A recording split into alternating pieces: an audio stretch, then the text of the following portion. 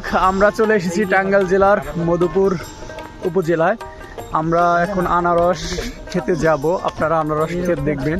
আমার সাথে কিন্তু সব সেলিব্রিটিরা আছে এখানে, যে রাকিব ভাই, জুয়েল ভাই, এই যে বড় ভাই আছে, রানী ভাই আছে। এখন আমরা আস্তে আস্তে হেঁটে হেঁটে যাচ্ছি আনারস খেতে।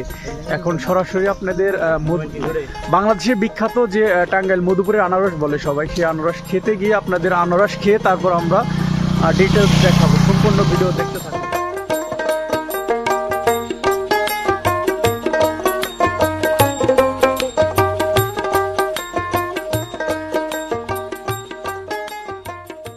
আসসালামু আলাইকুম প্রিয় দর্শক, আমরা চলে এসেছি টাঙ্গাইল জেলার বিখ্যাত একটি উপজেলা যেটা আনারসের পরিচয়, সেটা হলো মধুপুর।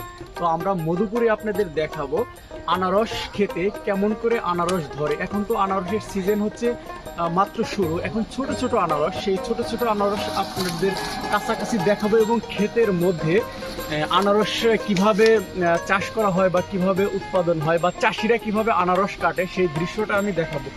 এখন বেসিক্যালি মাত্র আনারস ছোট হচ্ছে, এজন্য আমি কাটাটা দেখাতে পারবো না, কিন্তু ছোট ছোট আনারস গাছে কিভাবে ধরে সেটা আমি কিন্তু দেখাতে পারবো। তো সম্পূর্ণ ভিডিও দেখতে থাকুন। আমি আপনাদের সাথে আছি মোহাম্মদ আব্দুল কাদের।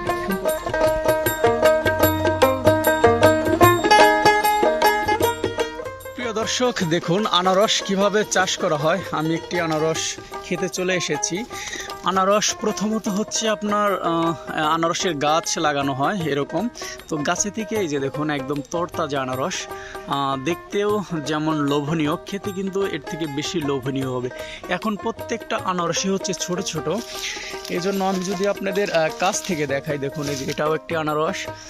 একটি গাছে থেকে একটি করেই আনারস হচ্ছে দেখা যাচ্ছে। দেখুন খুবই সুন্দর দেখতে। যে আপনার পুরাটা যে সামনের অংশটাতে দেখতেছেন, এটা পুরাটাই আনারস হবে। মানে এখন শুধু এগুলো আস্তে আস্তে বড় হবে, বড় হলে কিন্তু আনারসের রূপ নেবে।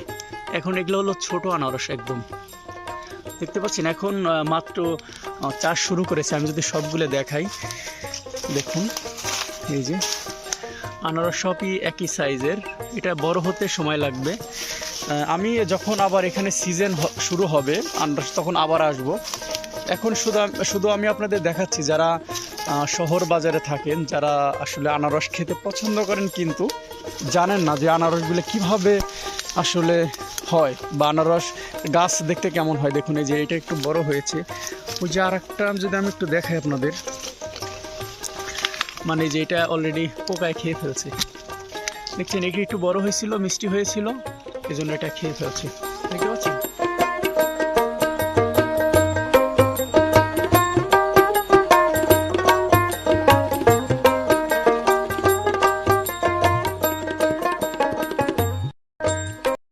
সামনে গিয়ে দেখাবো। আমি আস্তে আস্তে বাগানের ভিতরে যাচ্ছি। এটা হচ্ছে আনারস বাগান বা আনারস ক্ষেত। এই আনারসের যে পাতা আছে, আনারস গাছের যে পাতা আছে, পাতা কিন্তু অনেক ধার। অলরেডি আমার হাতে লেগে গেছে। দেখুন আমার হাতটি কিন্তু একদম ছিদ্র ছিদ্র হয়ে গেছে। এটা খুবই ধারালো হয়ে গেছে।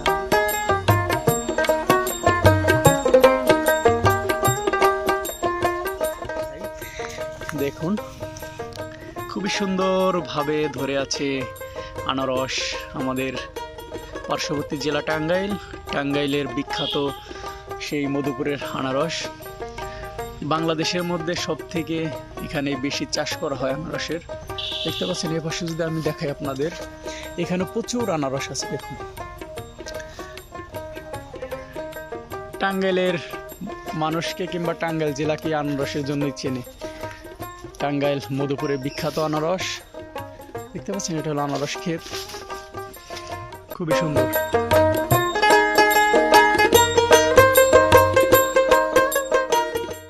আপনাদের দেখানোর চেষ্টা করলাম। এটা হচ্ছে আনারস ক্ষেত। এখন আমি এই বাগান থেকে বের হয়ে যাব, কারণ বিকেল হয়েছে।